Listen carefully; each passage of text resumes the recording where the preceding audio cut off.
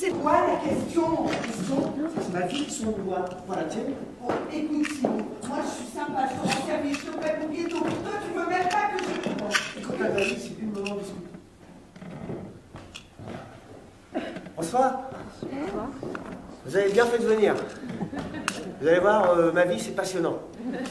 On va bientôt commencer. Mais avant... Regarde ce qu'il est, lui.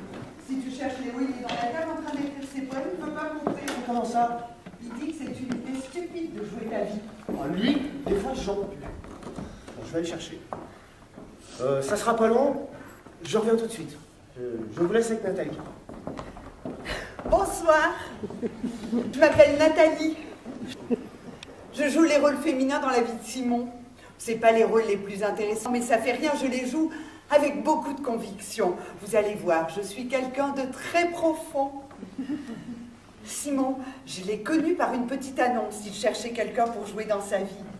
Quand il m'a vu, il a dit « Tu ressembles à une fille que je connais.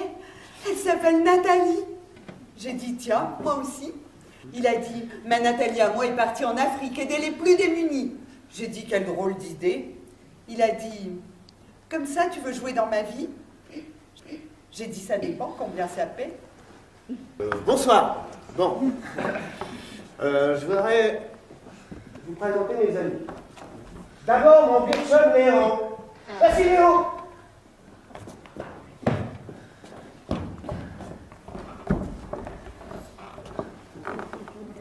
Je m'appelle Léo. Quand j'étais petit, j'ai reçu une brique sur la tête. Ça a fait une lésion minuscule à l'endroit précis où sont produits les mots positifs. C'est ça. Depuis ce temps-là, je peux pas en prononcer un seul. Puis je peux pas non plus avoir une seule pensée Positive. Je suis négatif. J'haïs tout le monde et je crois en rien. Dans la vie de Simon, je joue les hommes antipathiques et détestables. Léo est un bon gars. Et c'est un grand malade. Continue, Léo. Si j'ai fini par accepter de jouer dans la vie de Simon, c'est parce qu'il faut que je ramasse de l'argent pour mon opération aux États-Unis. C'est lui qui a trouvé la clinique dans une revue sur le cerveau. Le cerveau, c'est ma passion. Quand j'ai vu un petit caractère en bas d'une page positif, Brain Clinic, Houston, Texas, j'ai tout de suite pensé à Léo. Dans la vie, j'écris des poèmes sombres et déprimants, des poèmes infects et des... Merci, Léo. Maintenant, je vous présente Nathalie. Elle et moi, on s'est connus par une petite annonce. Je l'avais déjà dit. Ouais, et j'ai aussi parlé de mes cours de bouche. Mais j'ai rien dit sur mes cours de fonction. Je voudrais prendre des cours de fonction vitale. Nathalie, c'est pas nécessaire. C'est un programme très complet. Ça comprend des cours d'inspiration, d'expiration, de sudation, d'élimination. Merci, Nathalie. Mais je suis sûre que ça vous intéresse, l'épanouissement des organes. Nathalie. Bon, ok. Ok. Bon. Moi, je m'appelle Simon. Simon Labrosse. C'est pour moi que vous êtes venu. Actuellement, je suis sans emploi, mais ça ne devrait pas durer. Je travaille très fort pour m'en sortir. Enfin, vous allez voir. Mes amis et moi, on va vous raconter ma vie. Bon, pas toute ma vie, j'y ai bien pensé, puis je me suis dit, 7 jours, c'est juste assez. Faites-vous-en pas, 7 jours, c'est vite passé. Vous ne regretterez pas d'être venu. Tous les problèmes que j'ai, vous allez voir, ça va vous réconforter. En sortant d'ici, vous allez en parler à vos amis pour qu'ils viennent demain, puis après-demain, puis les jours suivants. Comme ça, je vais pouvoir payer mon loyer, puis racheter mon ghetto. Enfin bon, je pense qu'on peut commencer. Bonne soirée. Chère Nathalie, comment vont les démunis ce matin? Ici, ça va bien. On a tout ici, tu comprends? On a des magasins grands comme des forêts. On a des guichets automatiques remplis de dollars canadiens. On a des gars super dynamiques qui sont sans emploi et qui se découragent pas. Cette nuit, Nathalie, j'ai rêvé à toi. Tu étais dans ta petite chambre en Afrique. Tu portais une robe colorée d'Afrique et tu chantais doucement un air d'Afrique. Nathalie, je suis inquiet. J'ai lu dans une revue sur le cerveau que les places sont limitées dans la mémoire. À mesure que tu vois des nouvelles choses, tu oublies des anciennes. Si tu vois, disons, un éléphant, tu oublies un orignal. Tu vois un baobab, tu oublies une épinette. T'entends les tam-tams, tu oublies la musique à bouche. Il faut pas que tu oublies d'où tu viens, Nathalie. C'est pour ça qu'à partir de ce matin, chaque jour, je vais te décrire un petit détail de la vie d'ici.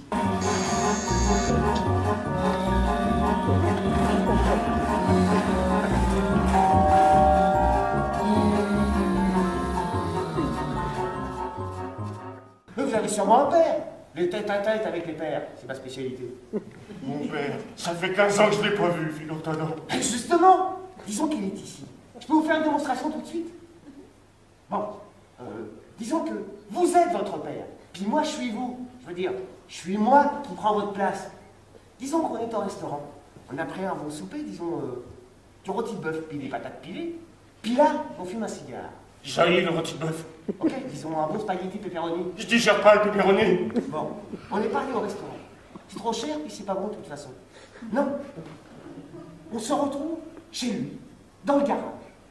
Il est en train de charger son huile. Qu'est-ce que c'est ça? Ah, c'est le chiffon pour essuyer l'huile, pour pas tacher vos mains. Je veux dire les mains de votre père. Mon père, juste à y penser, je sais pas, Je sais, vous avez une boule ici. C'est pour ça que vous avez besoin de moi. Bon alors, vous êtes là, avec votre chiffon taché d'huile, puis moi, j'arrive en douceur. Non mais une minute là. Chut, chut, laissez-moi faire.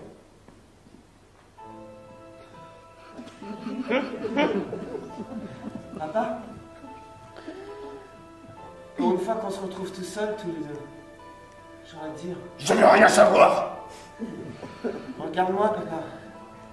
Je suis grand, je suis fort. Mais à l'intérieur, je suis toujours ton petit gars.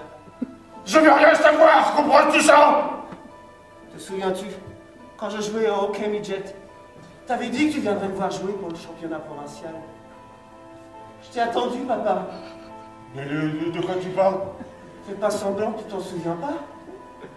Tu m'as blessé, papa. Lâche-moi le fils. Mon père, je l'ai pas vu depuis 15 ans. Puis si je le voyais, j'aurais juste envie de lui tirer une chaise par la tête. La famille, je veux rien savoir de ça.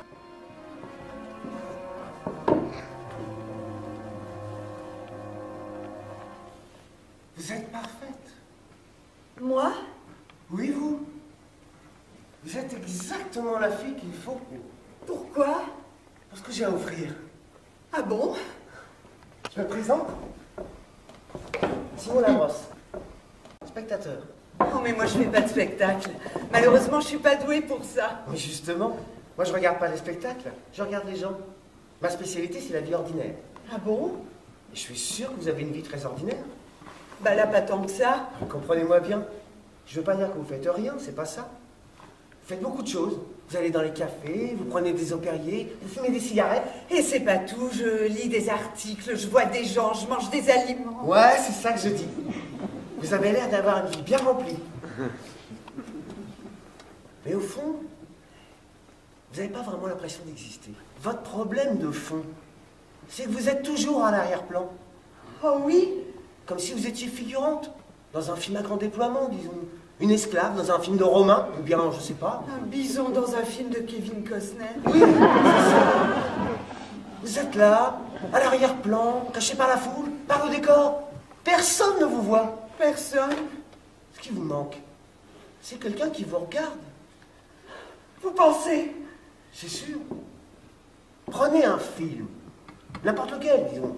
Un film d'atmosphère, où il se passe pas grand-chose. Oh, un film français. Français, c'est pas vrai. Le film commence. On voit une fille, assez jeune. Disons qu'elle a les cheveux Brun. disons pas trop grandes, à peu près... 5 pieds 4. Si vous voulez. Pas laide, mais pas vraiment jolie. Une fille ordinaire, finalement. La voyez-vous? Oui. Oh oui. Je la vois très bien. Elle rentre dans un café.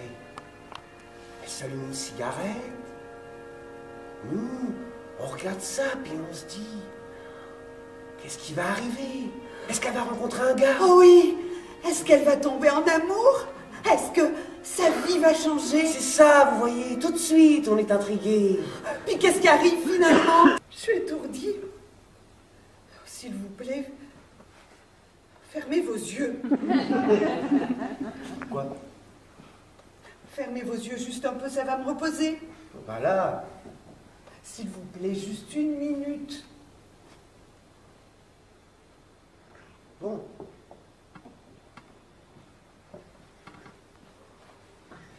Écoutez, vous êtes sûrement très compétent, mais moi, les spotlights, les gros plans, ça me correspond pas, comprenez-vous?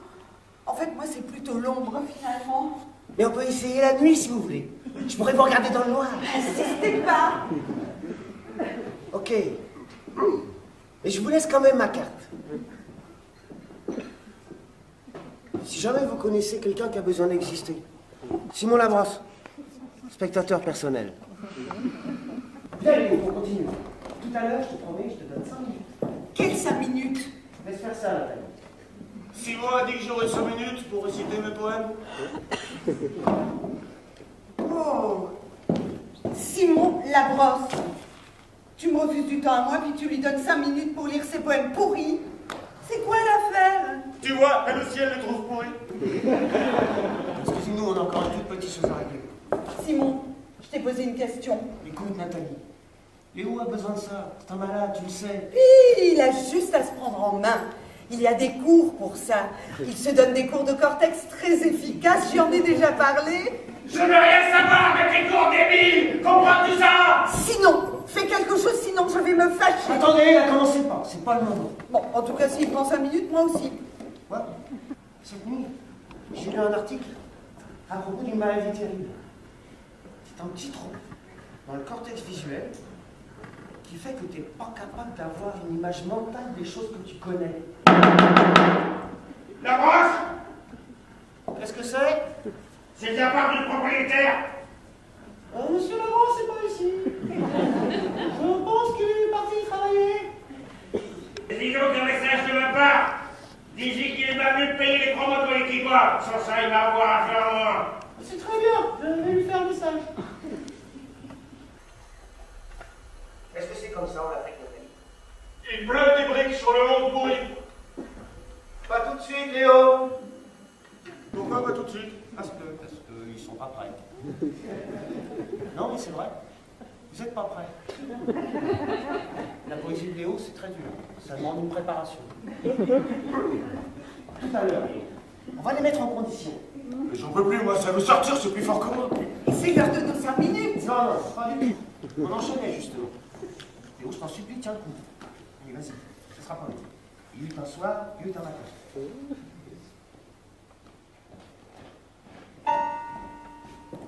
Il y eut un soir, il y eut un matin, et Simon ne se découragea pas. Le matin du 4e jour, le dollar canadien vaut 73 cents américains, et cela correspond exactement au nombre de portes auxquelles Simon a frappé ce mois-ci pour trouver un emploi.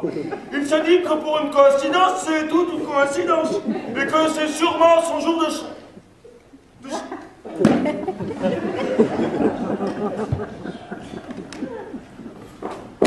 Je suis assez exceptionnelle. Oui, c'est pas tout.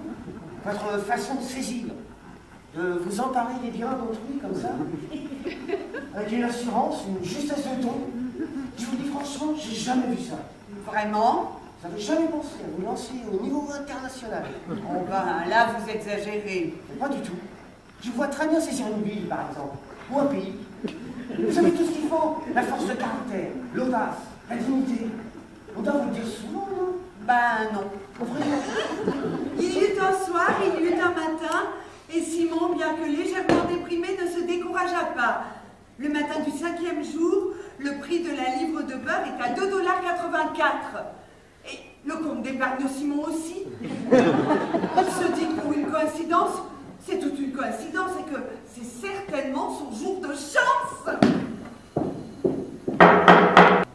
Simon Labrosse! C'est de la part du propriétaire? Bouge pas, Nathalie. Et fais demander si t'as choisi la station métro où tu vas dormir la semaine prochaine. Pense-y comme il faut. C'est un choix important.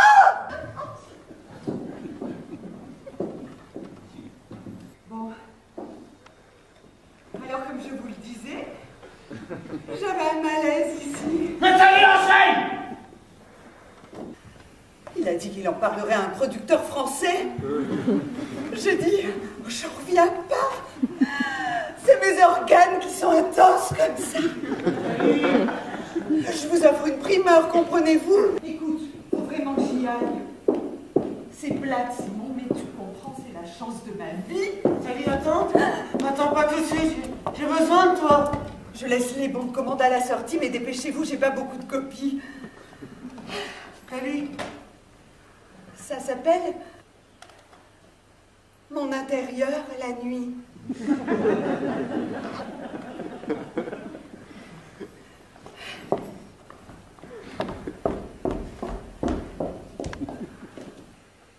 Quand un gars a plus rien,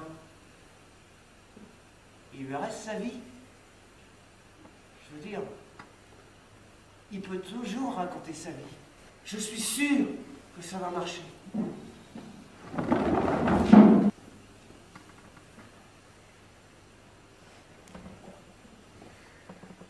Bon bah c'est ça. Je veux dire, ma vie c'était ça. Ce soir c'était un peu confus, mais demain ça va aller mieux. Alors parlez-en à vos amis. Je ne veux pas mettre de pression, mais ça presse un peu. Il y a mon loyer à payer, il faut que je rachète mon ghetto, puis il y a l'opération de Léo. Alors parlez-en, ok? Bonsoir.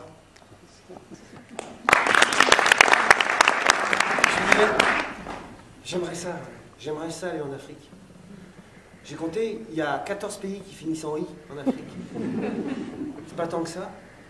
Si je les fais un par un, je vais finir par la trouver. Mais pour partir, il faut que je ramasse de l'argent. Je veux dire, plus d'argent. Alors j'ai un petit sideline, c'est quelque chose que je fais l'après-midi. Je vais chez les gens, chez vous par exemple. Je m'assois dans un coin, je respire, je fais du bruit avec mes dents, je parle des cheveux qui poussent, du froid qu'il fait, des événements, de la petite douleur que j'ai sur le côté, du temps que ça prend pour oublier. Je chantonne les succès du palmarès en regardant mes pieds. Je me gratte avec intensité, je tousse, je ris énormément. Je reste là jusqu'au souper si vous voulez. Je suis très intéressant. Vous allez me dire, on a déjà la télé pour ça. Mais moi je suis live. Je veux dire, je suis vivant. Je coûte presque rien. Pensez-y. J'ai laissé ma carte à la sortie. Simon Labrosse, remplisseur de vide.